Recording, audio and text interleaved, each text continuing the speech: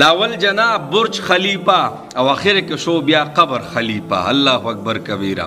د دنیا د ټولو نه بلندترین عمارت چې کم دی د هغې د مالک آخري ارامګاه په قبر چې لیکلي وایي داسې زه ومه لکه ته چې څنګه یې داسې به تشې لکه زه چې څنګه یم. آخري ارامګاه بیا څه ده؟ تاسو ګورئ یو وړوکی شان ځای دی او د خاورو یو وړوکی شان ټولګی دی. دا بیا زما او ستا حقیقي کورونه دي. ښه دا نن سبا چې ما او تا جګړې پې کوو او رور ته ودرېد په دښمنۍ او پلار د زوی نه خفه او زوی د پلار نه خفه او داسې مور د خپلو بچو نه سر ټکوي. خواږه خواږه یاران دوستان یو بل ته د دې دنیا په وجه باندې ودرېږي کو نه. خوږې خوږې خویندې د خپلو وروڼو دښمنانې شي د دې دنیا په وجه باندې. اخري انجام یې څه دی؟ مړه تاسو خو لږ وګورئ که نه، چې خیال هم کړی که نه کله چې زه مړ شم زه به خپل ځان یادوم.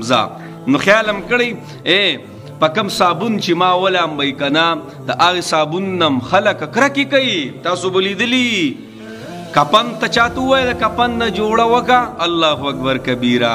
خاندي به در خاندي نه بلکې جګړه به در سره کوي چې دومره سپکه خبره دې ما ته وکړه زه کپن نه جوړه وکړم. په یو مخبره کې زه ولاړ وم که نه کله چې میت دفن کړی شو. الله اکبر کبیره. بیا زما او ستا د مرګ نه پس دا زندګي څه شي یار؟ هسې خیال هم کړی خلک رانه بیا کرکې کوي کرکې په جمدو باندې بیا والله په بالله چې بوج شو بس. نو یو دومره شان کپن پاتې شو، یو ټوکړه دومره یو ټوکړه پاتې شوه. نو یو کس د کپن راواخیست داسې به یې دوو ګوتو کې وګورئ.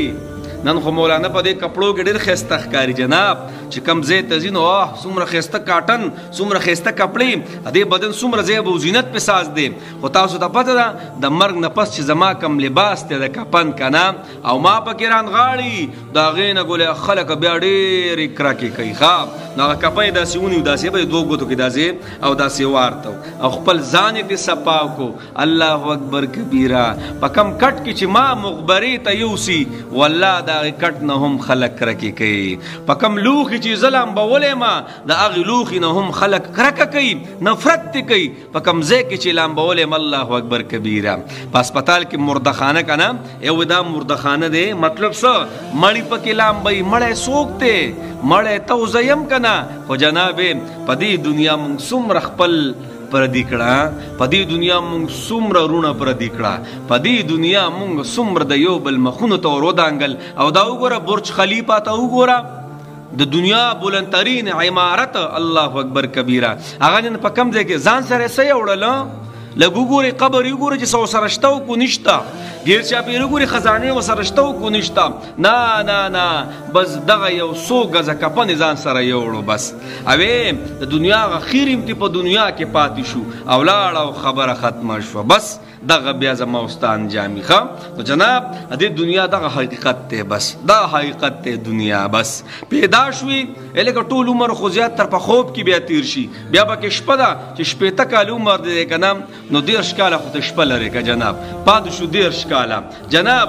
په دې کې بیا دا 10-12 سال څه وکړم دا 10-12 سال د بیا د ماشومتوب لرې که دا ټول چې راټول کې مړه زما او ستا د مزو چرچو 15 کاله زندګي هم نه سازېږي یو قسم لا. او د دې دپاره زه څومره هل هل راوالم د دې دپاره ما څومره حلال او حرام نه کومه د جنت او د جهنم پروا نه کومه د الله او د الله د رسول د حکم پروا نه کومه. خو څه کومه ایوه چې خپله خېټه مې ډکه شي. څه کومه چې به د عرضي دنیا کې چاته ونه درېږم چاته ملاس داسې نشي چاته پاتې را نشمه. الله اکبر کبیره.